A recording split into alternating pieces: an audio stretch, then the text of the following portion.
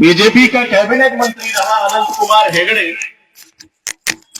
2014 में उसको सवाल किया लोगों ने कि आप किस लिए सत्ता में आए हैं, तो उसने कहा संविधान बदलने के लिए सत्ता में आए। 2024 के इलेक्शन के पहले फरवरी महीने में पानीपत में उसने दोबारा ये रिपीट किया कि अगर 400 पार लोकसभा सदस्य की संख्या बीजेपी के पास आती है तो हम संविधान को समाप्त कर देंगे, खत्म कर देंगे, बदल देंगे। अलीगढ़ में, आगरा से चंद दूरी पे अलीगढ़ है। 2017 में एक मधु मिश्रा नाम की महिला थी, उसने ब्राह्मण जाति के लोगों के सम्मेलन में ये बात कही कि जिनके पुरखे हमारे पुरखों की कभी जूते साफ किया करते थे, हमारे खेतों में काम किया करते थे, वो संविधान की वजह से कुर्सियों पर बैठकर हमें आदेश दिया करते थे। एक आदमी यहां से चंद कदम की दूरी पे एक चित्रकूट डिस्ट्रिक्ट है, जिला है, वहां का महामंडलेश्वर है। वो काना नहीं है, दोनों आंख का अंधा है, राम भद्राचार्य। वो भी बोलता संविधान बदलना चाहिए। तो सवाल ये खड़ा होता है कि इस देश में मनुवादी लोग संविधान बदलने और उसे खत्म करने की बात क्यों कर रहे हैं? जिस संविधान को डॉक्टर बाबा साहब अम्बेडकर ने लिखा, उसे कमजोर करने के लिए 400 से अधिक संशोधन और बदलाव करने की जरूरत क्यों पड़ी? अगर इस बात पे हम आप गौर करें तो भारत का संविधान जो डॉक्टर बाबा साहब अम्बेडकर ने लिखा वो गैर बराबरी के खिलाफ है, वो जुल्म और नाइंसाफी के खिलाफ है। लेकिन इस देश में जो जुल्म और नाइंसाफी बनाए रखना चाहते हैं, गैर बराबरी का निजाम, ऊंच नीच, जातिपात, छुआछूत का बनाए रखना चाहते हैं, वो कैसे संविधान को बर्दाश्त करेंगे? क्योंकि संविधान तो इस व्यवस्था के खिलाफ है, संविधान तो इस सिस्टम के खिलाफ है। और आज वर्तमान में जो सिचुएशन बना दी गई है, हालात पैदा कर दिए गए हैं, उस हालात पे अगर नजर डाले तो भारत के 21वीं सदी में जहां संविधान है, संविधान में जो अधिकार है, उसके खिलाफ भारत के अलग अलग हिस्सों में आए दिन ओबीसी, एससी, एसटी, माइनॉरिटी पर अन्याय, अत्याचार होते हैं। कहीं सिर्फ शेड्यूल कास्ट होने के नाते पश्चिमी उत्तर प्रदेश में सबसे ज्यादा यह हम घटनाएं देखते हैं कि घोड़ी चढ़ने के नाम पर पिटाई करते। अगर उनके दरवाजे से बारात आप निकाल लें तो पिटाई करते। अगर आपके बस्ती का लड़का बुलेट गाड़ी लेकर चढ़ के चला जाए तो पिटाई होगी। गाजियाबाद में एक लड़का ट्रैक्टर लेकर गुजरा, कच्ची जैसे अपने गांव की सड़क है, अगर कोई आदमी फोर व्हीलर गाड़ी ट्रैक्टर लेके निकले तो जाहिर सी बात है, अगर मौसम सूखा है तो धूल उड़ेगी। धूल उड़कर एक थार गाड़ी जो है शर्मा जी की खड़ी थी, ब्राह्मण की खड़ी थी, उस पर धूल पड़ गई। इस बात के लिए पिस्टल निकालकर उसकी हत्या कर दी गई। आपको याद होगा 8 अगस्त 2022 को राजस्थान के जालौर में कक्षा 3 में पढ़ने वाला मासूम सा एक बच्चा था, इंद्र कुमार मेघवाल, उसकी सिर्फ इस बात के लिए पीट पीट कर हत्या कर दी, उसने स्कूल के बरामदे में रखे हुए मिट्टी के मटके से पानी निकालकर पी लिया था। ये उस मासूम से बच्चे का अधिकार था, अपराध नहीं था, जुर्म नहीं था। लेकिन सिर्फ इस बात के लिए उस मासूम से बच्चे की पीट पीट कर हत्या करना, और हत्या करने वाला आदमी थोड़ी देर के लिए हम आप अपने दिल पे पत्थर रखते, दिलासा दिलाते। अगर अनपढ़ होता, जाहिल होता, गंवार होता, पागल होता तो अपने आप को तसल्ली दिलाने की कोशिश करते कि चलो अनपढ़ था, जाहिल था, गंवार था, पागल था, नासमझ था, इसलिए मासूम से बच्चे को सिर्फ इतनी सी तनी की बात के लिए, छोटी सी बात के लिए स्कूल के बरामदे में रखे हुए मिट्टी के घड़े से पानी निकालकर पी लिया, जबकि ये उसका अधिकार था, अपराध नहीं था, गुनाह नहीं था। इस तरह की हरकत करने वाला आदमी अनपढ़, जाहिल, गंवार नहीं था, उसी स्कूल का हेडमास्टर था। हमारे लोग कहते कि पढ़ने लिखने के बाद सोच बदल जाती है। ये कैसे मनुवादी लोग हैं जिनकी आज तक 2500 साल से सोच भारत के मूल निवासियों के प्रति नहीं बदली। जो कल सोच थी उनके पुरखों की, आज उनकी औलादों की सोच दिखाई देती है। भारत के अलग अलग हिस्सों में, मुख्तलिफ इलाकों में भारत के ओबीसी, एससी, एसटी से आज जितने भी भारत में मुसलमान हैं वो अरब और इराक से चलकर नहीं आए। ये इसी मनुवादी, ब्राह्मणवादी व्यवस्था से पीड़ित और प्रताड़ित लोग थे, गैर बराबरी और जुल्म और नाइंसाफी के शिकार थे, जो इस व्यवस्था को लात मार के समय समय पे मुस्लिम, सिख, ईसाई, बौद्ध, लिंगायत, क्रिश्चियन बने। आज भारत के अलग अलग हिस्सों में सिर्फ मुसलमान होने के नाते फर्जी गौकसी के नाम पर उनके कत्लेआम किए जाते, कभी फर्जी लव जिहाद के मामले में उनकी हत्याएं की जाती, कभी सिर्फ मुसलमान होने के नाम पर हत्याएं की जाती। शायद आपको एक वाकया याद होगा, 2 साल पहले चलती ट्रेन में एक मुस्लिम फैमिली की सिर्फ इस बात के लिए आरपीएफ के कांस्टेबल ने हत्या कर दी। मुझे बड़ा ताज्जुब हुआ। उस आरपीएफ के कांस्टेबल की ड्यूटी थी ट्रेन में सफर करने वाले यात्रियों की जान माल की सुरक्षा करने की, और आरपीएफ का कांस्टेबल ट्रेन में सफर कर रहे एक मुस्लिम फैमिली की पिस्टल निकालकर बेरहमी के साथ हत्या कर देता है। साथियों, वो मेंटल डिसऑर्डर का शिकार नहीं था। शायद मेंटल डिसऑर्डर का शिकार होता तो मेंटल हॉस्पिटल में होता, शायद मेंटल डिसऑर्डर का शिकार होता तो ऑन ड्यूटी नहीं होता। वो मेंटल डिसऑर्डर का शिकार नहीं था, बल्कि आरएसएस के क्रिमिनल आइडियोलॉजी का शिकार था।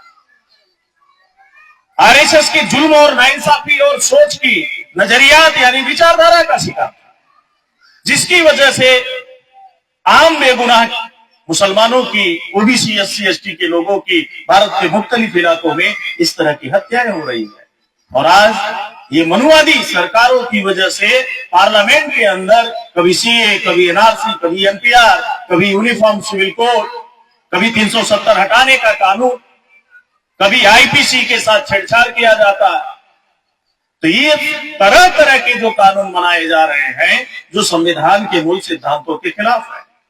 तो हम ऐसे किसी भी, हमसे भारत मुक्ति मोर्चा और राष्ट्रीय मुस्लिम मोर्चा के लोग, हम ऐसे किसी भी कानून को मानने के लिए तैयार नहीं है जो संविधान के मूल सिद्धांतों के खिलाफ है।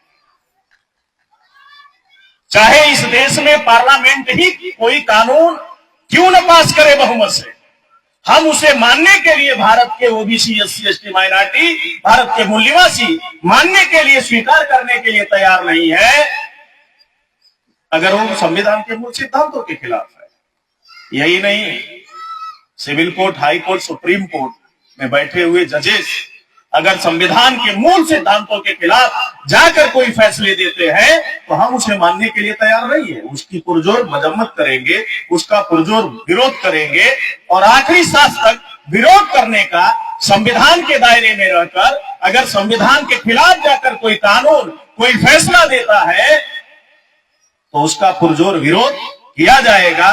क्योंकि साथियों, इस देश में पार्लियामेंट सुप्रीम नहीं है, civil court, high court supreme नहीं है, सिविल कोर्ट, हाई कोर्ट में बैठे हुए जजेस सुप्रीम नहीं है। सुप्रीम है तो भारत का संविधान, जिसे डॉक्टर बाबा साहब अम्बेडकर ने लिखा।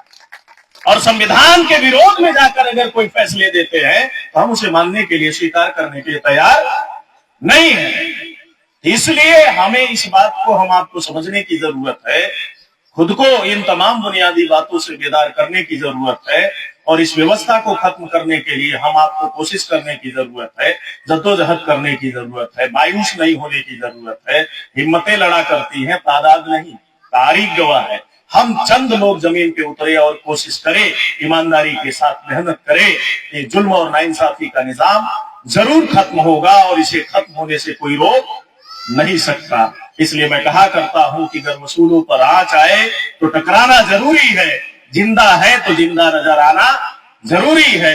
हक और सच बात करते रहने की जरूरत है, लोगों को बेदार, जागरूक करते रहने की जरूरत है, और जुल्म और नाइंसाफी के खिलाफ आवाज उठाते रहने की जरूरत है। ऐसा हम आप करेंगे। इस मौके पे मुझे बात रखने का अवसर दिया, इसके लिए बहुत बहुत शुक्रिया। जय मूल निवासी।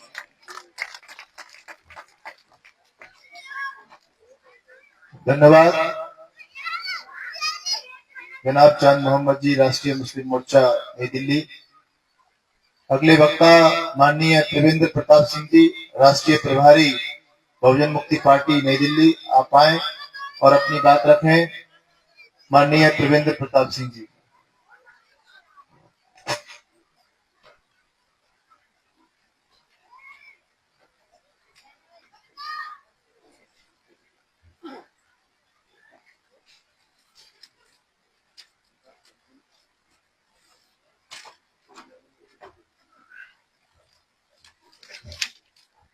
साथियों,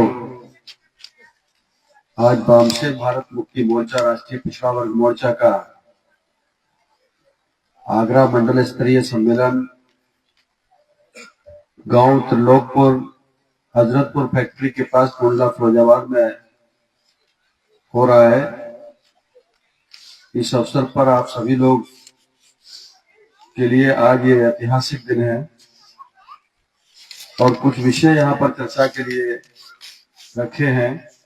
आप लोगों को जागरूक करने के लिए आपके माध्यम से अलग अलग ग्राम पंचायतों में जाकर के इनको समझाने के लिए, जिसमें पहले नंबर का विषय है केवल ओबीसी की जाति आधारित जनगणना की घोषणा करना तथा सभी समूहों की जाति आधारित जनगणना न करना शासक वर्ग की ओबीसी तथा समस्त बहुजनों के साथ षड्यंत्र एवं विश्वासघात की नींव है। एक विचार मंथन, इस तरीके से लगभग 5 विषय हैं अलग अलग। चलो गांव की ओर अभियान के अंतर्गत 100% अमल करना, राष्ट्रव्यापी जन आंदोलन का निर्माण करने के लिए अनिवार्य पूर्व शर्त है। एक विचार मंथन आज से नहीं, पिछले लगभग 50 साल से यह आंदोलन,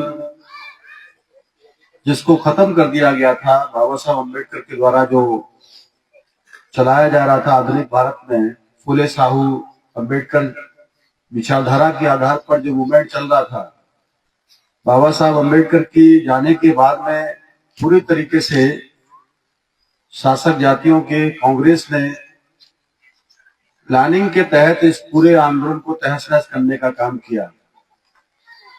लेकिन 6 दिसंबर 1973 को यह वामसेफ नाम का संगठन अस्तित्व में आया, इसका बीजारोपण हुआ और 1978 से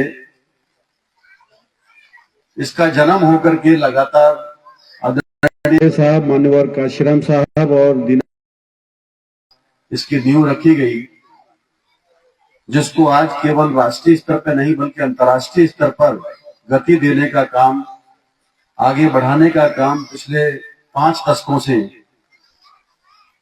हम सभी लोगों के महानायक मार्गदर्शक आदरणीय वामन मेश्राम साहब चला रहे हैं। 19 वर्ष की उम्र से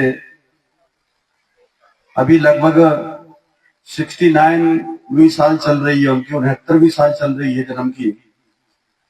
तब से लगातार सारे देश भर में ये फुले साहू अम्बेडकर वाली विचारधारा के आधार पर लोगों को जागृत करने का काम वामसेफ के द्वारा कर रहे हैं। भारत मुक्ति मोर्चा वामसेफ के राष्ट्रीय अध्यक्ष है और 2 ही विचारधाराओं की लड़ाई है ये। एक विचारधारा जो हम लोगों को गुलाम बनाती है, जातिवाद, भेदभाव, ऊंच नीच पर आधारित है, और दूसरी विचारधारा बराबरी पर एक दूसरे का सम्मान करने और सम्मान करवाने के लिए बात करती है, वो विचारधारा। ये दोनों विचारधाराओं की लड़ाई है। तो जिसकी विचारधारा समाज में ज्यादा फैली होती है, ज्यादा प्रस्थापित होती है, उसी का राज होता है। आज जो मुट्ठीबल लोग हैं, अल्पसंख्यक लोग हैं, कम संख्या जिनकी है, तादाद कम है, वो मनवादी लोग हैं। वो 3.5% लोग हैं, 100 में से 3.5% ही उनकी संख्या है, पूरा 4 भी नहीं है। और इसी के लिए तो ये पहले नंबर का विषय रखा है कि जनगणना कराई जाए, मालूम किया जाए पुरानी जनगणना के आंकड़े हैं। 1931 के बाद में आज तक इस देश के अंदर में जाति के आधार पर जनगणना ही नहीं हुई, केवल धर्म के आधार पर जनगणना होती है। अनुसूचित जाति की जरूर होती है, अनुसूचित जनजाति की जरूर होती है। एससी और एसटी की अतिरिक्त जो है किसी भी जाति की जनगणना जाति के आधार पर दुश्मन नहीं करते हैं। जो कांग्रेस के लोग शासन में बैठे होते हैं, सरकार का काम है, ये केंद्र सरकार का काम है। लगभग 57 साल तक देश में कांग्रेस की सरकार रही। उन्होंने जानवरों की तो जनगणना कराई कि आपके घरों में कितनी भैंस पलती है, कितने सुअर पलते हैं, गधे कितने हैं, घोड़े कितने हैं, बकरी कितनी है, सबके आंकड़े हैं। चंबल में, बगल में चंबल और यमुना नदी बहती है, कितने घड़ियाल हैं इसके अंदर में। सरकार सबकी जनगणना कराती है। जंगलों में शेर, बाघ, चीते कितने हैं, गलियों में कुत्ते कितने हैं। अभी दिल्ली में कुत्तों की भी गिनती हुई, पकड़वा पकड़वा करके उन्होंने जो है ये किया। मगर देश में किस जाति के कितने आदमी रहते हैं ये सरकार के पास आंकड़ा नहीं है। ना कभी उन्होंने ऐसी जुर्रत किया, ना कभी ऐसा कोई कोशिश की कि इनकी जनगणना होनी चाहिए। वोट चाहिए मगर संख्या के हिसाब से इन लोगों को कुछ भी नौकरी देना नहीं पड़े।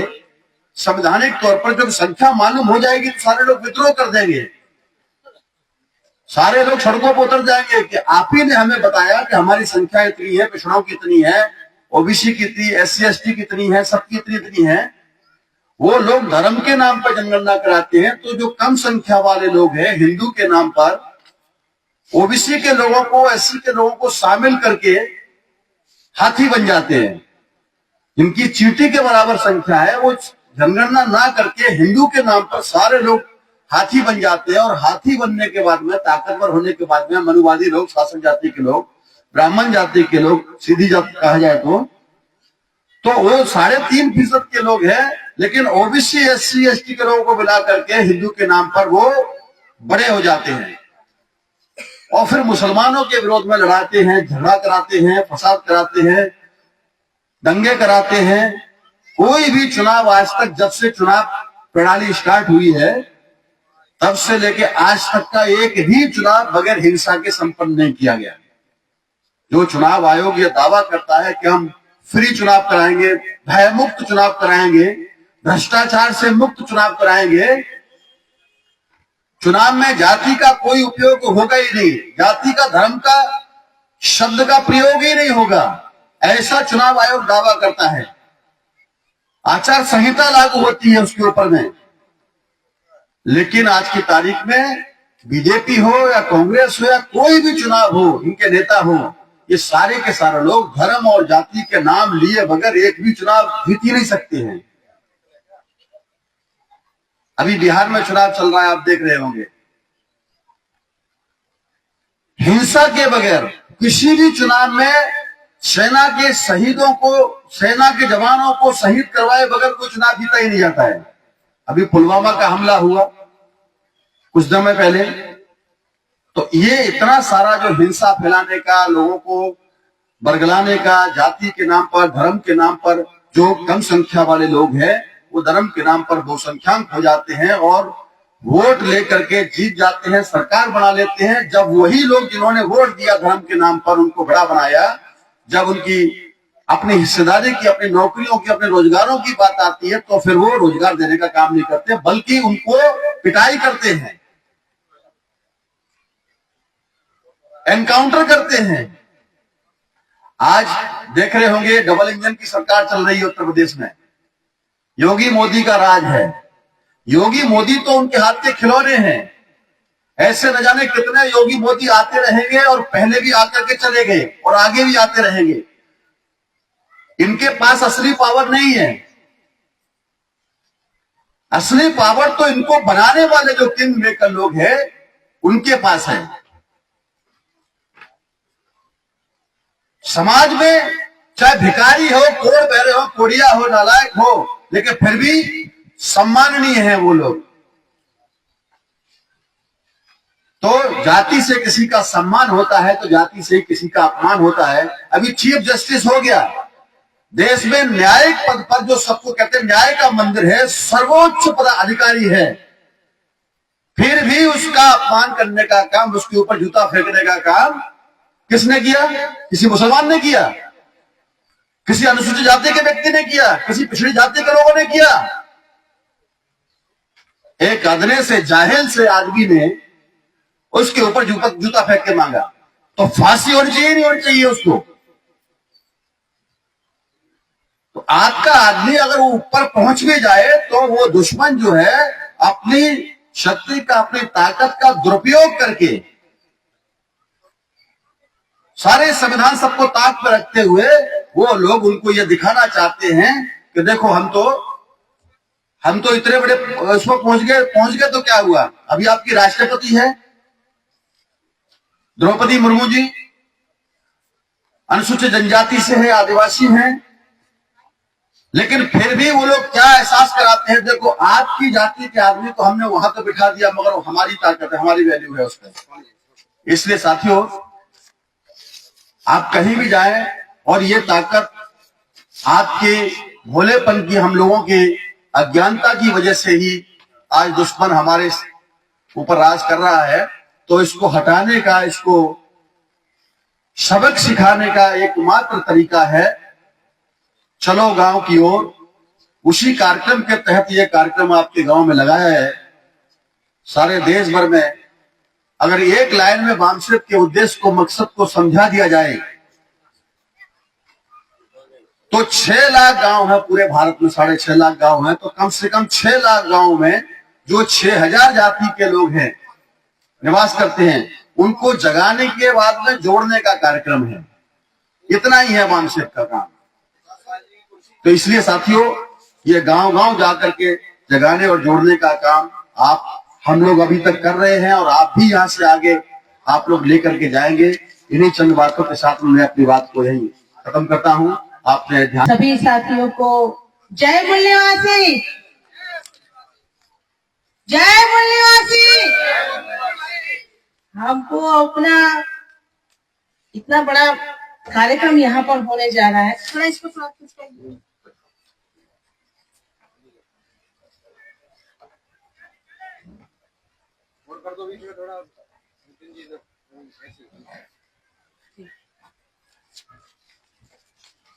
वामसेप एवं भारत मुक्ति मोर्चा, राष्ट्रीय पिछड़ा वर्ग मोर्चा आगरा मंडल स्तरीय कार्यक्रम इतना बड़ा होने जा रहा है और मेश्राम साहब को अचानक ही बहुत बड़ा महाराष्ट्र में काम निकला हुआ है और राष्ट्रीय अधिवेशन की तैयारी के अंतर्गत वो आज हमारे यहाँ पे आ नहीं पाए हैं और आज की राष्ट्रीय अध्यक्षता हमारे पिछड़ा वर्ग मोर्चा के राष्ट्रीय अध्यक्ष माननीय विकास चौधरी सर हमें प्रबोधन करेंगे।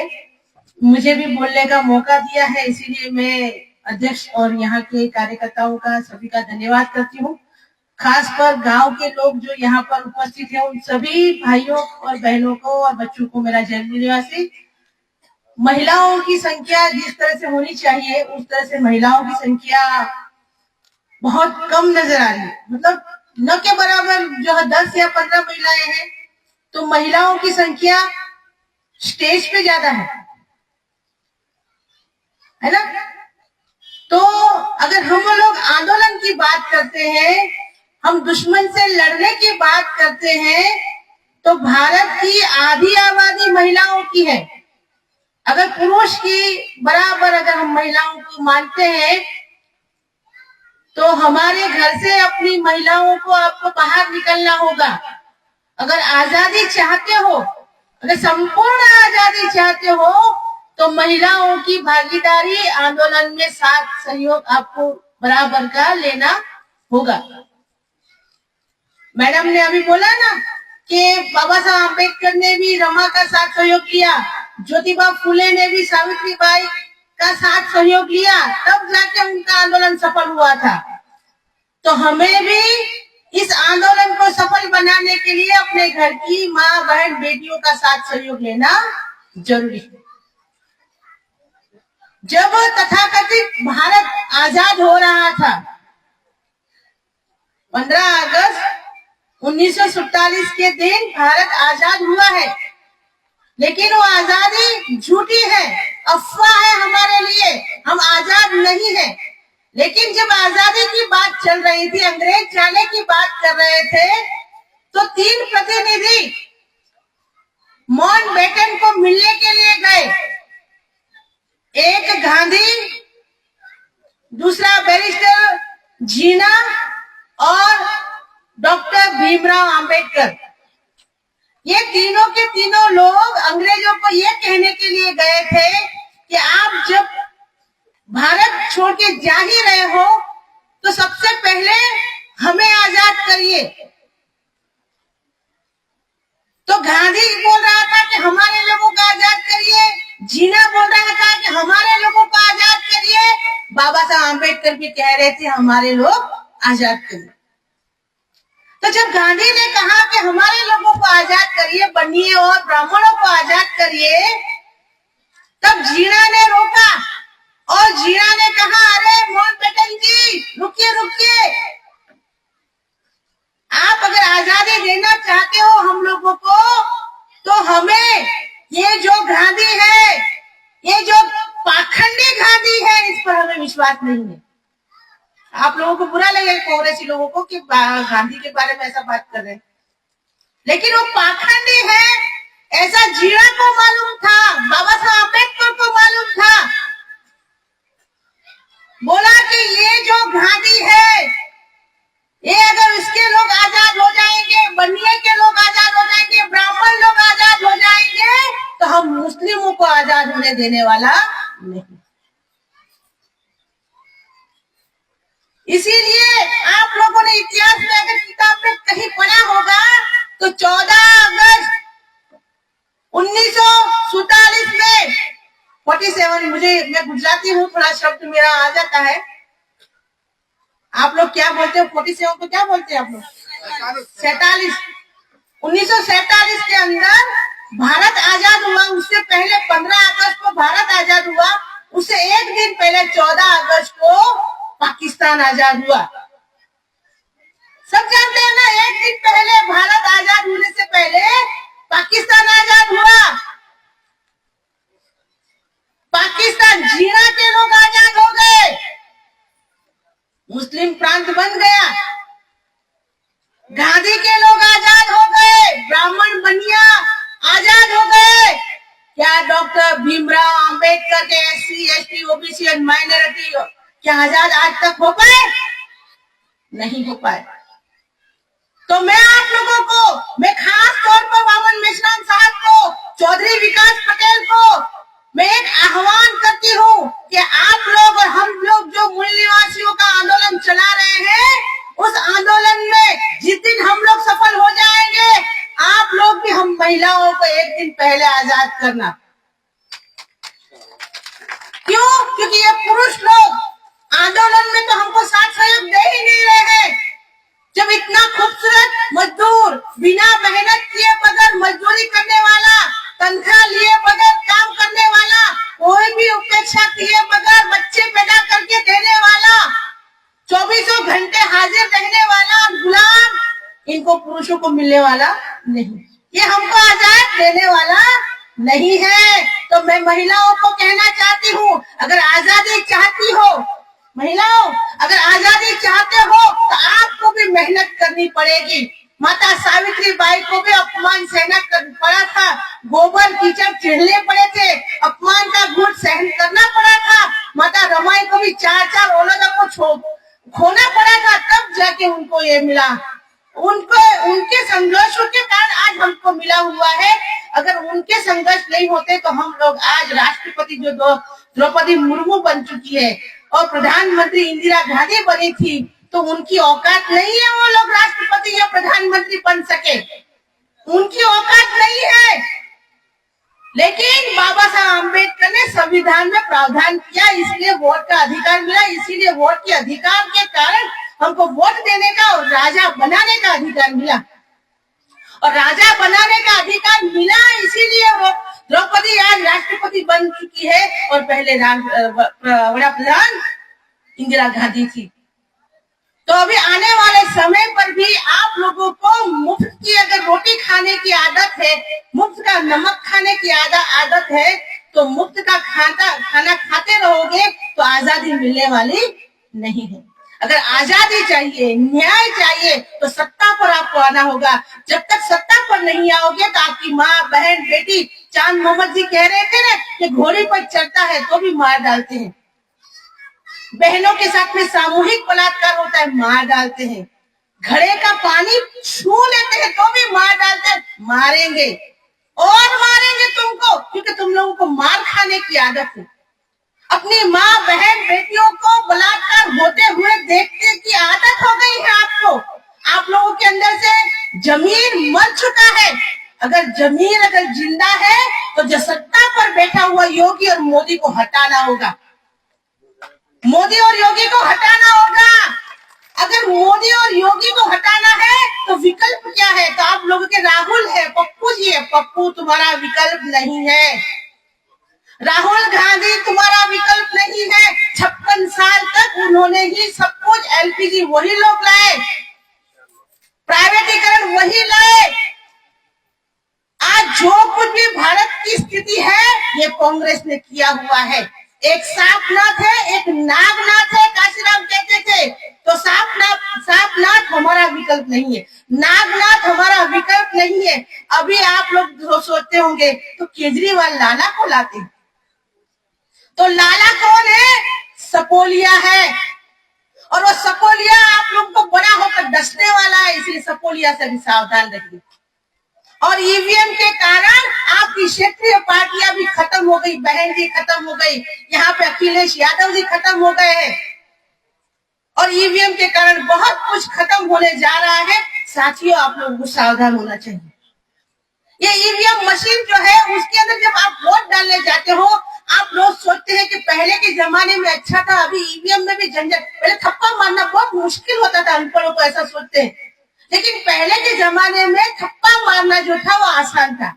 आप लोग जब चुनाव में बड़े, जो यहाँ से आज से 10 साल 15 साल पहले कुछ बुजुर्ग होंगे, वो जब वोट डालने जाते थे तो देखते थे किसको वोट डालना है, घोड़े को डालना है, गधे को डालना है, सुअर को डालना है, किसको डालना है?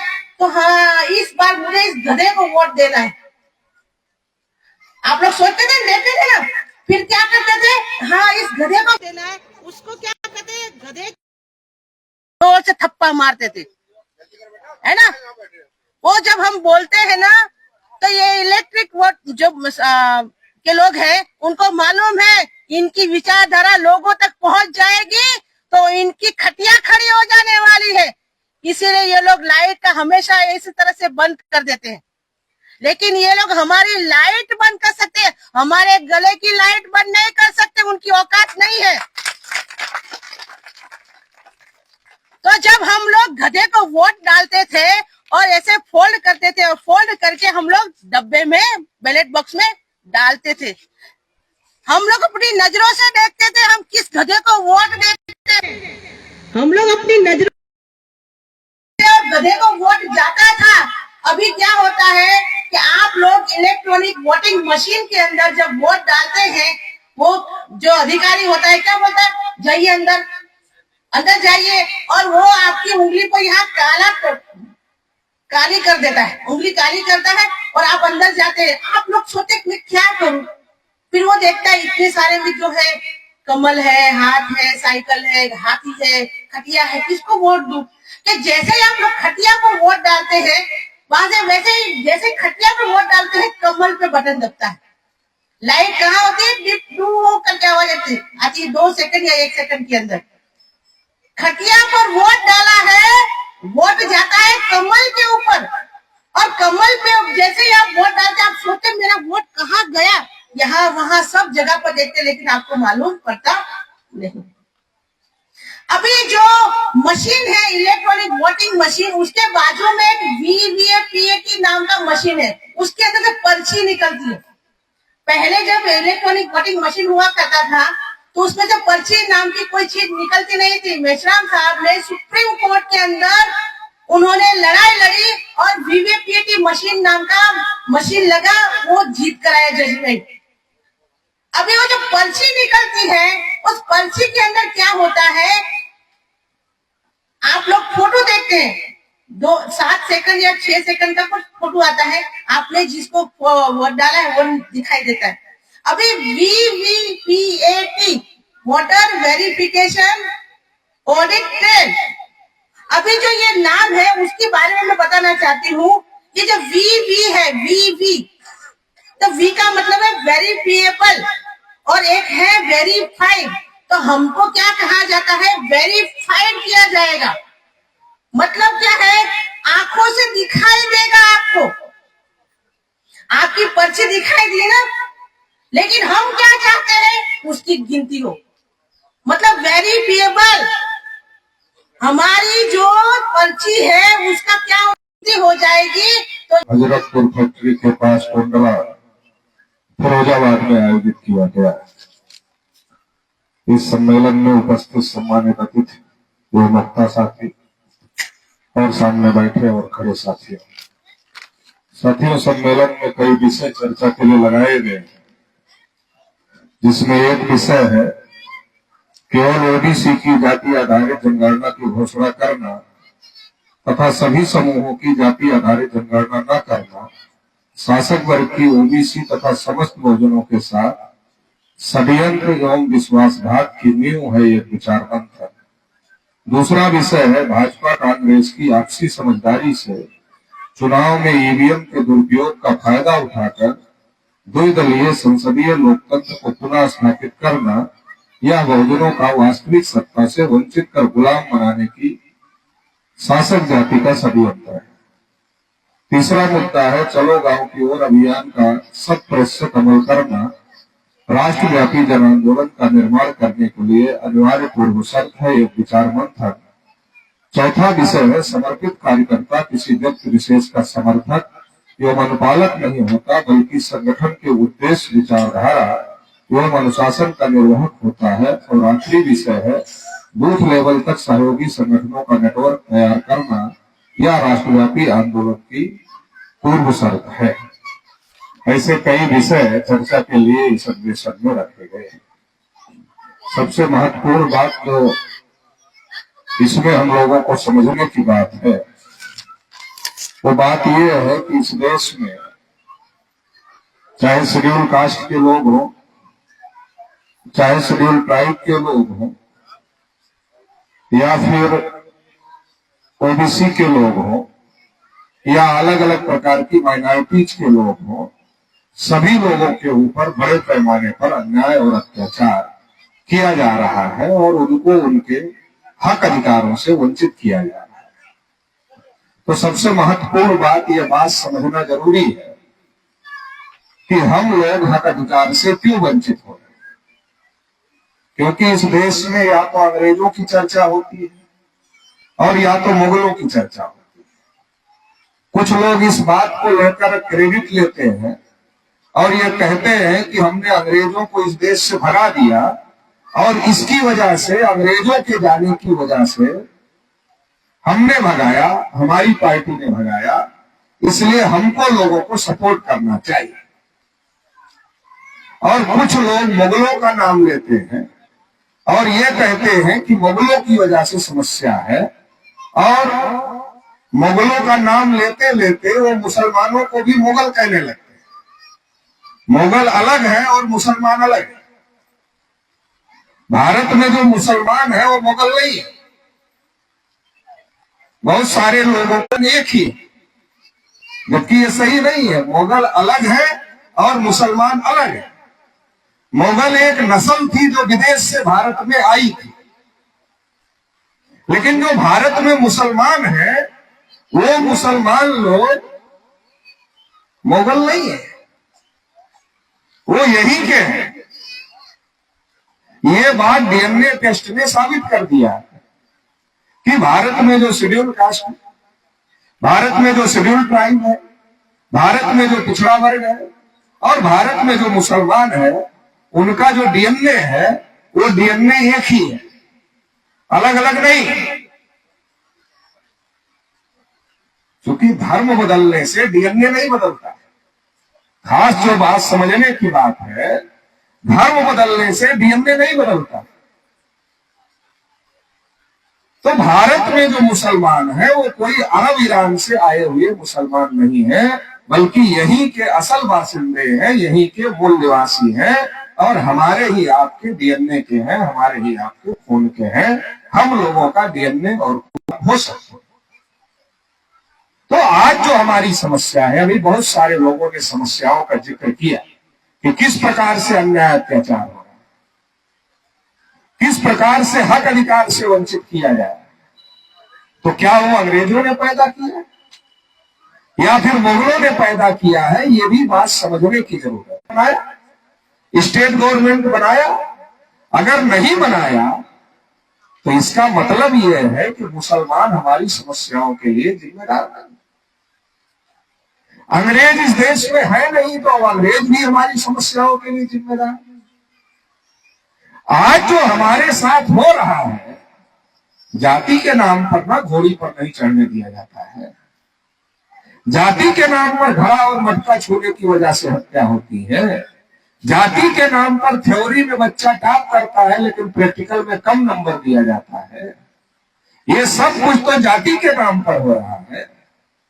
किसी को घोड़ी पर चढ़ने की वजह से, किसी को मूछ रखने की वजह से, किसी को घड़ा मटका छूने की वजह से जो हत्या की जा रही है, मारा पीटा जा रहा है, ये किसके आधार पर हो रहा है? ये वर्ण व्यवस्था और जाति व्यवस्था की वजह से हो रहा है। ये ना तो अंग्रेजों की वजह से हो रहा है, ना तो मुगलों की वजह से हो रहा है, क्योंकि अंग्रेजों ने वर्ण व्यवस्था नहीं बनाई, अंग्रेजों ने जाति व्यवस्था नहीं बनाई और मुगलों ने भी ये व्यवस्था नहीं। तो फिर सवाल खड़ा होता है, ये व्यवस्था किसने बनाई? जिस व्यवस्था की वजह से आज हमारे ऊपर अन्याय और अत्याचार हो रहा है, तो ये सवाल खड़ा होता है कि फिर ये व्यवस्था किसने बनाई जिसकी वजह से अन्याय अत्याचार हो रहा है? मुगल चले गए, अंग्रेज चले गए, लेकिन अन्याय अत्याचार नहीं खत्म हो रहा है। तो अब ये सोचने का विषय, समझने का विषय है कि आखिर क्यों अन्याय और अत्याचार हो रहा है। अंग्रेजों का मामला खत्म हो गया, मुगलों का मामला खत्म हो गया, लेकिन अन्याय और अत्याचार खत्म होने का नाम नहीं ले रहा है। तो ये क्यों नहीं हो रहा, ये समझने की जरूरत है। तो अंग्रेजों ने वर्ण व्यवस्था नहीं बनाई, अंग्रेजों ने जाति व्यवस्था नहीं बनाई, तो फिर किसने बनाई? क्या हमने से किसी ने बनाई? अगर किसी यादव ने, किसी जाट ने, किसी गुर्जर ने, किसी कुशवाहा ने, किसी सैनी ने, किसी माली ने, किसी जाटों ने, किसी वाल्मीकि ने अगर ये व्यवस्था बनाई होती तो क्या करता? अगर हममें से किसी ने ये व्यवस्था बनाई होती तो क्या करता? अपने को सबसे ऊपर। अरे बनाने वाला इतना मूर्ख कैसे हो सकता है? खुद को ही शूद्र घोषित कर लेगा, खुद को ही अछूत घोषित कर लेगा, खुद को ही लात जूता खाने के लिए नीचे रख लेगा। ऐसा तो बनाने वाला इतना मूर्ख नहीं हो सकता।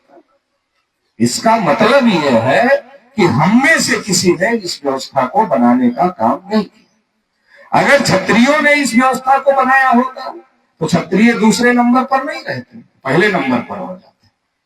अगर वैश्यों ने इस व्यवस्था को बनाया होता तो वैश्य दूसरे नंबर पर नहीं रहते, वो पहले नंबर पर हो जाते। इसका मतलब यह है कि जो सबसे ऊपर है 3.5% का ब्राह्मण, उसने इस व्यवस्था को बनाने का काम किया। और कब किया? जब इस देश में अंग्रेज नहीं आए, जब इस देश में मुगल नहीं आए थे, तब ये व्यवस्था वर्ण के आधार पर, जाति के आधार पर बनाई गई। और फिर उसमें लिखा, क्या लिखा गया कि अगर इनके कान में ज्ञान का शब्द पड़ जाए तो शीशा पिघलाकर कान में डाल देना चाहिए। अगर आंख से देख लें तो आंख में सूजा डालकर आंख फोड़ देनी चाहिए। अगर ये उच्चारण करें तो जीभ काट लेनी चाहिए। अगर ये बराबरी पर आसन पर बैठ जाए तो पीछे से मांस काटकर निकाल लेना चाहिए। ऐसा कोई कानून अंग्रेजों ने बनाया?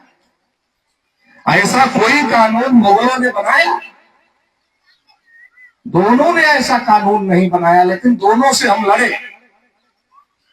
और जिन लोगों ने ऐसा कानून बनाया उनको आज तक नहीं समझ पा रहे हैं और उनसे आज तक नहीं लड़ पा रहे हैं।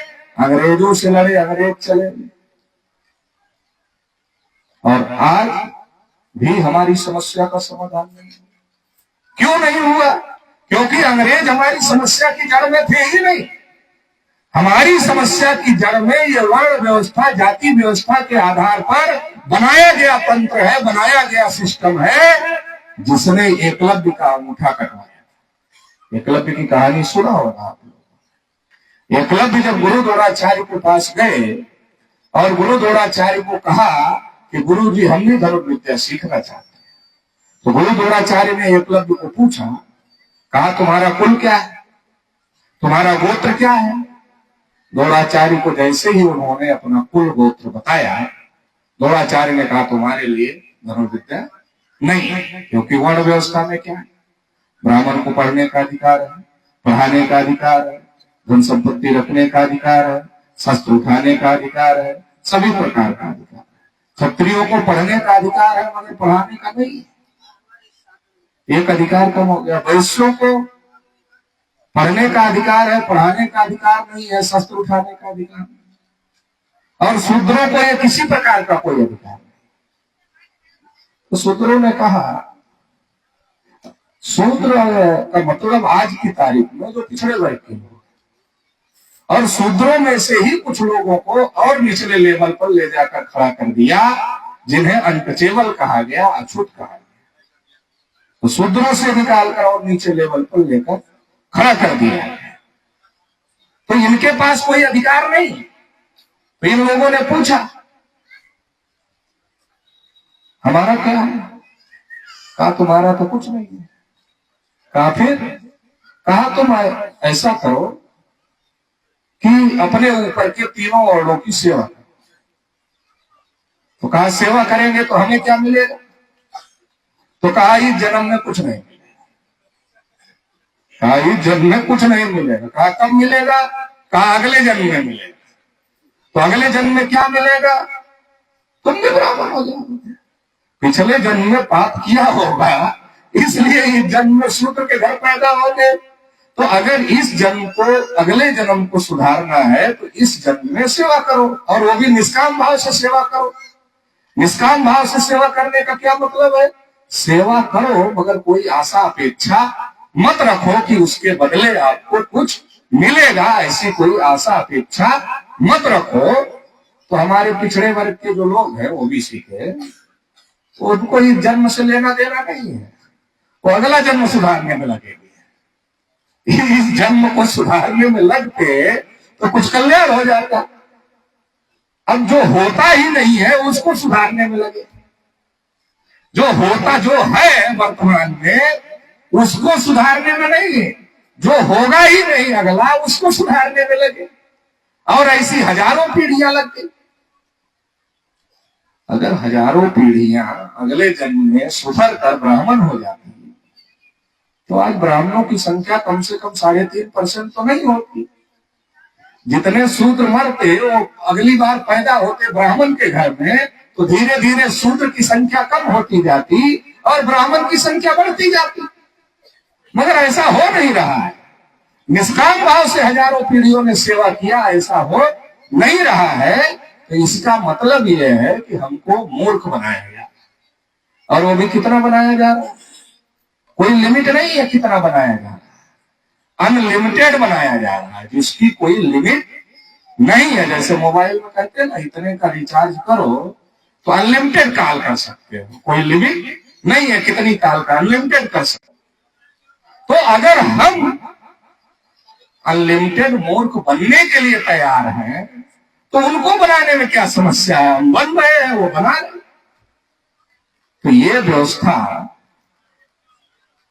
बनाई गई। एकलव्य की कहानी जो है वो यही है कि जब एकलव्य को धनुर्विद्या से मना कर दिया तो एकलव्य स्वतः अभ्यास करने लगा, और स्वतः अभ्यास की वजह से एकलव्य दुनिया के सबसे बड़े धनुर्धर हो। जब ये बात द्रोणाचार्य को पता चली तो द्रोणाचार्य एकलव्य के पास गए और कहने लगे कि तुमने हमें गुरु माना लेकिन गुरु दक्षिणा नहीं दिया। अपना आदमी कितना भोला होता है, सीधा होता है, जिसने कुछ पढ़ाया नहीं, कुछ सिखाया नहीं, उसकी बात में आ गया और कहा गुरु जी क्या चाहिए। 3 बार गुरु द्रोणाचार्य ने कहलवाया, जो मांगेंगे वो दोगे, क्योंकि हमारे लोग जुबान के बड़े पक्के हो। तो 3 बार कहलवाया, दोगे? कहा देंगे गुरुजी। कहा दाहिने हाथ का अंगूठा दे दो। हमने कहीं पढ़ा नहीं कि गुरु द्रोणाचार्य शाकाहारी थे कि मांसाहारी थे, मुझे इस बात की जानकारी नहीं।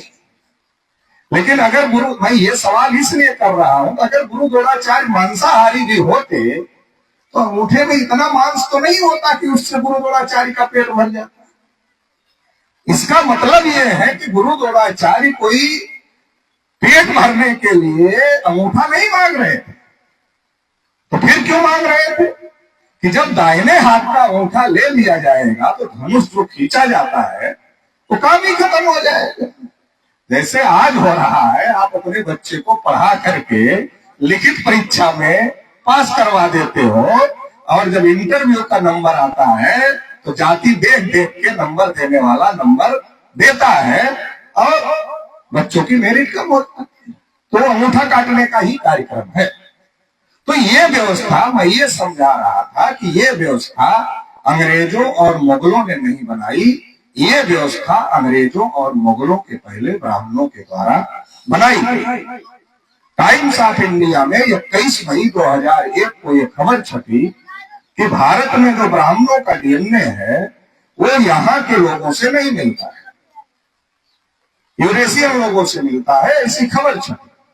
इसका मतलब यह है कि अंग्रेज बाद में आए, मुगल बाद में आए, और अंग्रेजों और मुगलों के पहले ये लोग इस देश में आए, यूरेशिया से चलकर आए और सबसे पहले गुलाम बनाने का काम किया। आज भारत में मुसलमान इतनी संख्या में क्यों है? तो ये लोग कहते हैं तलवार के दम पर इस्लाम कायम कर दिया। जब तलवार के दम पर कायम कर रहे थे तब तो ये बहुत लोग शहीद हो गए होंगे रोकने के लिए। इतिहास में कोई शहादत इनकी दिखती नहीं है कि इन्होंने रोकने के लिए ये लोग शहीद हो गए। इसका मतलब ये तो झूठी बात है। सही बात क्या है? जिसकी परछाई नहीं पड़ने देते थे, जिसको छूने नहीं देते थे, वैसे लोग जिनको जानवर से बदतर स्थिति में पहुंचा दिया था। कुत्ता थाली चाट ले तो थाली पवित्र है, रसोई के अंदर चली जाती है।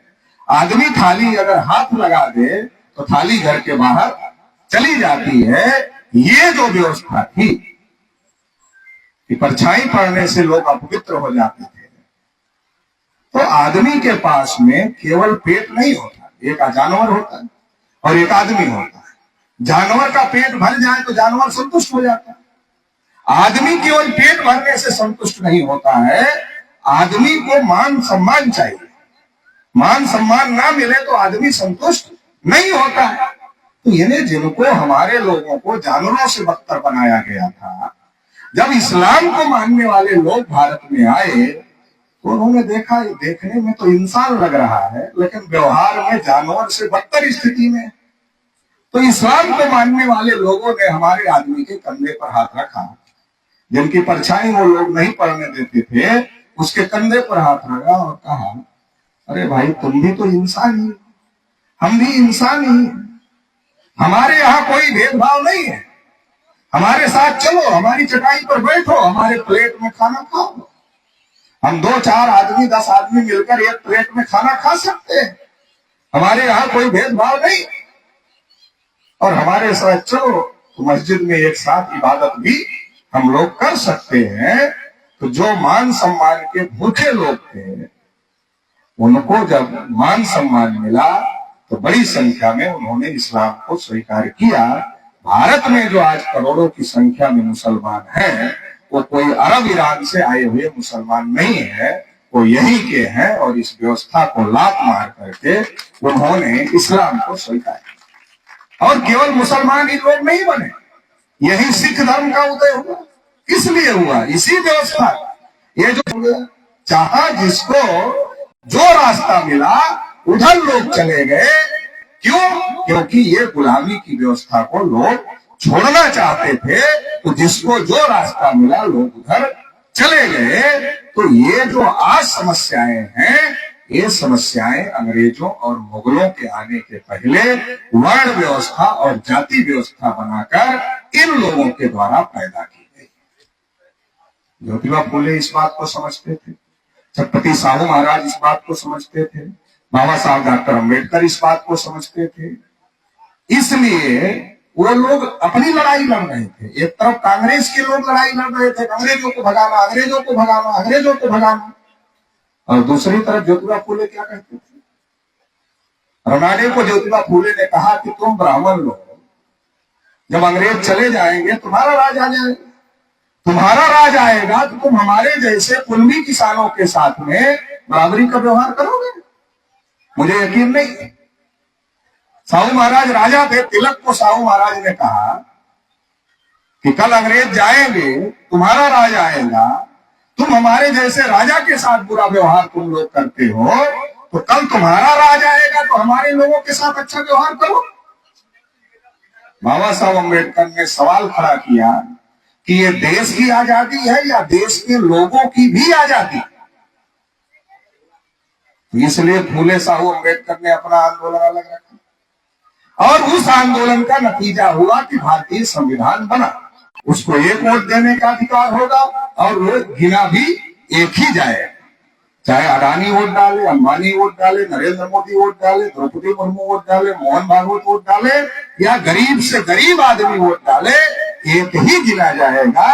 ये बाबा साहब डॉक्टर अम्बेडकर की वजह से हुआ, वरना तो ये लोग कह रहे थे जो टैक्स देने वाला है केवल उसको वोट का अधिकार होना चाहिए और जो पढ़ा लिखा है उसको वोट का अधिकार होना चाहिए। बाबा साहब ने कहा जो वयस्क हो जाए, बालिग हो जाए, उस सभी को वोट का अधिकार होना चाहिए। तो ये लोग कह रहे थे अनपढ़ लोग वोट कैसे डालेंगे? तो बाबा साहब अम्बेडकर कह रहे थे, जवाब दिया बाबा साहब अम्बेडकर ने कि अनपढ़ आदमी को अगर चुनाव चिन्ह दे दिया जाए, मान लो रामलाल नाम का आदमी चुनाव लड़ रहा है, अगर बैलेट पेपर पर रामलाल लिख के आएगा तो अनपढ़ आदमी पढ़ा नहीं है तो वोट कैसे देगा? लेकिन अगर इस बात का प्रचार कर दिया जाए कि रामलाल का चुनाव निशान कुर्सी है, कुर्सी पर वोट डालोगे तो रामलाल को मिलेगा, अनपढ़ आदमी भी जान जाएगा कुर्सी पर वोट डालने से रामलाल को मिलेगा, जाएगा बैलेट पेपर देखेगा और मोहर लगाए। उन लोगों ने कहा इनको बुद्धि नहीं है तो गलत आदमी को वोट देंगे। बाबा साहब ने कहा प्रैक्टिस करते करते सीख जाए, एक बार गलत को देंगे, दो बार गलत को देंगे, तीन बार, अनुभव के आधार पर सीख जाएंगे और फिर सही को देना शुरू कर देंगे। तो बड़ी मेहनत से बाबा साहब अम्बेडकर ने वोट का अधिकार दिया और उस वोट के अधिकार का प्रयोग हमारे लोग ठीक से ना कर पाए, उसके लिए सारी साजिश है, उसके लिए जाति जनगणना रोकी गई है, उसके लिए ईवीएम लाई गई है, उसके लिए बूथ लूटा जाता है। काशीराम साहब कहते थे मनी, माफिया और मीडिया, तीन चीजों से हमको रोकने का काम ये लोग कर रहे हैं। अभी ईवीएम उसमें चौथी चीज आ गई, मनी, माफिया और मीडिया, और चौथी ईवीएम उसमें आ गई। तो ये वोट का अधिकार इनके लिए सबसे बड़ा संकट है। जो हमारी परछाई नहीं पड़ने देना चाहते हैं वो अब क्या कहते हैं, अरे गौतम जी जय भीम, गौतम जी खुश। जब वो कहते हैं गौतम जी जय भीम, गौतम जी खुश। अरे अब तो पंडित जी जय भीम बोलने लगे, बड़े हितैषी हमारे हो गए, बदल गया विचार। अरे विचार नहीं बदल गया, आपका वोट लेकर जब सत्ता पर कब्जा करेगा तभी तो अपने बेटा बेटी को नौकरी दिलवा पाएगा और आपके बेटा बेटी को रोक पाएगा। इसके लिए जय भीम बोल रहा है, आपको खुश करने के लिए, ताकि आप उसको वोट दो। बदल नहीं गया है। जब मुगलों ने जजिया कर लगाया था तो ब्राह्मणों ने दिल्ली में मुगलों का महल घेर लिया और कहा हम हिंदू नहीं, कहा हम हिंदू नहीं। दयानंद सरस्वती ब्राह्मणों के सबसे बड़े नेता थे, उन्होंने कहा कि हमारे हैं, हम हिंदू नहीं, ये गाली है, मुगलों ने गाली दिया है हिंदू का। और जब वोट का अधिकार आने लगा था, हमारे गली मोहल्ले में आने लगे, क्या कहने लगे, गर्व से कहो हम हिंदू। अपने लोगों ने सोचा कि ये हमारे गली मोहल्ले में आने से धन्य हो गए हमारे लोग, और उसको नेता मान लिया। उसने कहा तुम भी हिंदू, हम भी हिंदू, गर्व से कहो हम हिंदू। तो हमारे लोगों को पूछना चाहिए था, अभी भी कोई हिंदू बनाने आए तो पूछो, पहले नंबर वाले हैं कि दूसरे नंबर वाले हैं कि तीसरे नंबर वाले हैं कि चौथे नंबर वाले, कौन से नंबर वाले हैं ये बताओ। चलो तुमने कहा, हमने मान लिया है, है तीसरे नंबर वैश्य है, चौथे नंबर पर सूद राज का ओबीसी है, और पांचवें नंबर पर अछूत। भाग जाएगा जैसे आप उसको कहोगे पहले नंबर। तो जो कहते थे हम हिंदू, वो खुद हिंदू क्यों बनने लगे? ताकि आपका वोट लिया जा सके। ओबीसी की गिनती क्यों रोक दिया? अगर ओबीसी की गिनती हो, जाति आधारित गिनती होगी, तो क्या होगा? उनकी संख्या 3.5% और हमारी संख्या ओबीसी की 52%, SC ST माइनॉरिटी को मिला लिया जाए तो 90%। तो एक बार दिमाग की बत्ती नहीं जलेगी। और इसलिए ओबीसी को आरक्षण नहीं दिया, क्योंकि SC ST को पहले आरक्षण था। अगर ओबीसी को भी आरक्षण मिल जाता तो SC ST OBC मिलाकर 74.5%, 74.5% हो जाते। माइनॉरिटी मिल जाता तो ये 84-85% इनकी संख्या या 90% इनकी संख्या हो जाती, तो ये फिर शासक बन जाते। तो कहा ओबीसी को आरक्षण के बाहर रखो। तो ओबीसी को भड़काते थे कि SC के लोगों को आरक्षण है, ST के लोगों को आरक्षण है, इसलिए तुमको नौकरी नहीं मिल रही। बहुत दिन तक तो यही चला। जब ओबीसी जागृत हुआ, अपने अधिकार की लड़ाई लड़ा, मंडल कमीशन लागू हुआ, तो फिर ओबीसी को कमंडल में घुसा दिया। रामलला हम आएंगे, मंदिर वही बनाएंगे। जिसको मंडल लड़ना था वो कमंडल में चला गया, और कमंडल में चला गया तो क्या हुआ? मंडल की केवल एक सिफारिश लागू हुई, बाकी लागू नहीं हुई। ऊपर से क्रीमी लेयर लगा दिया। क्रीमी लेयर का मतलब है जिसके पास दांत है उसको चना नहीं मिलेगा, और जिसके पास दांत नहीं है उसको चना केवल दिखाया जाएगा, क्योंकि वो खा नहीं सकता।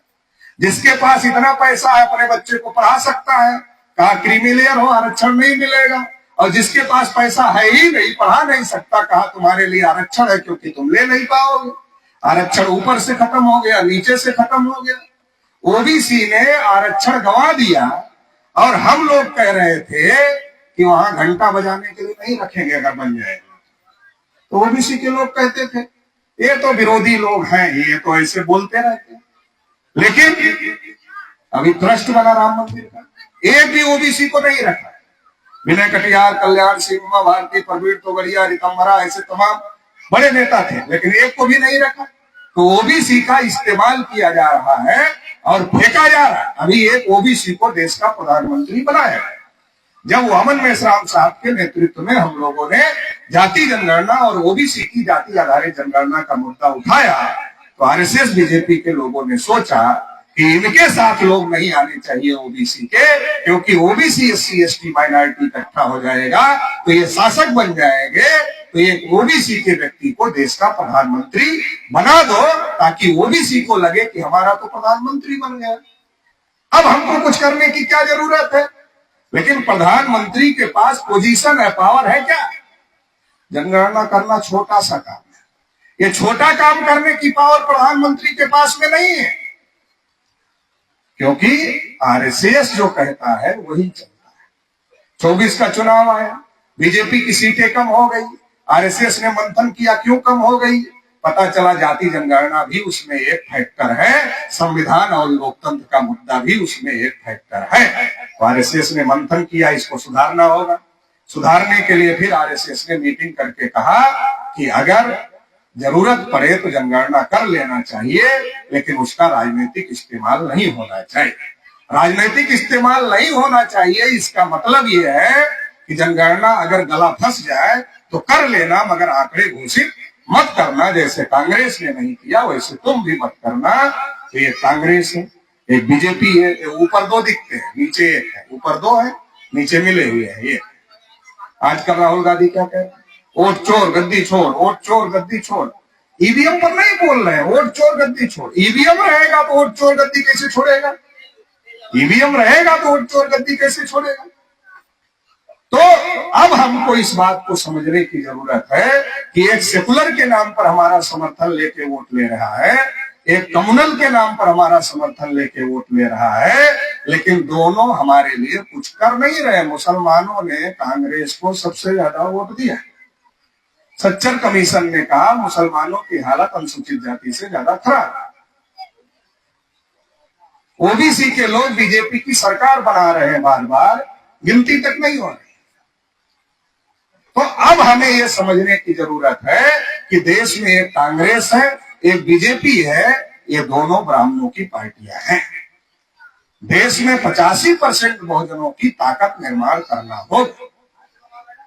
कांग्रेस एक राष्ट्रीय ताकत है, बीजेपी एक राष्ट्रीय ताकत है, देश में एक तीसरी राष्ट्रीय ताकत भी वामसेफ भारत मुक्ति मोर्चा, राष्ट्रीय पिछड़ा वर्ग मोर्चा की ताकत आज माननीय वामन मेश्राम साहब के नेतृत्व में निर्माण हो गई है।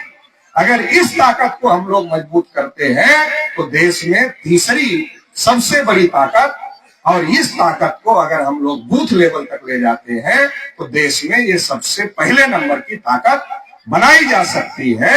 और अगर ये ताकत बनती है तो देश में इंसाफ होगा। जिसकी समस्याएं होती हैं वो समस्याओं का समाधान करते हैं, जिनकी समस्याएं ही नहीं है, जो पैदा करने वाले हैं समस्याएं पैदा करने वाले समस्याओं का समाधान नहीं करते हैं। कुछ लोगों को लगता है भेड़िया शाकाहारी हो गया।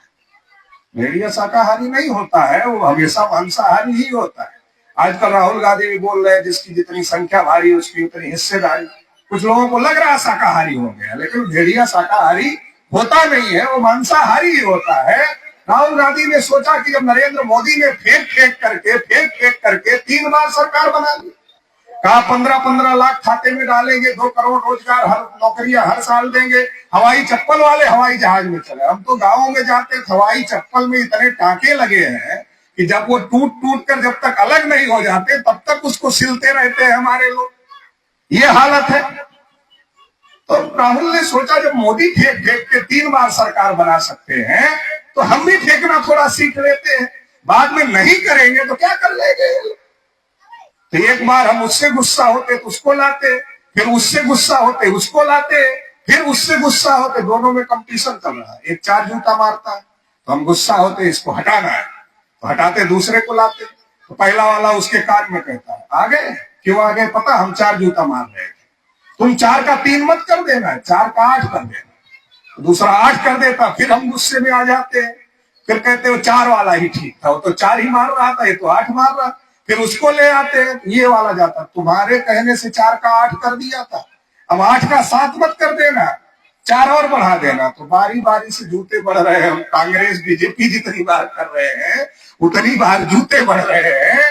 इसलिए इस देश में हम लोगों को अपनी ताकत निर्माण करना होगा, क्योंकि मौसम भी खराब है, समय भी ज्यादा हो रहा है। इसलिए ज्यादा बातें न कहते हुए आप सभी लोगों ने मुझे ध्यानपूर्वक धैर्यपूर्वक सुना, इसके लिए बहुत बहुत आभार।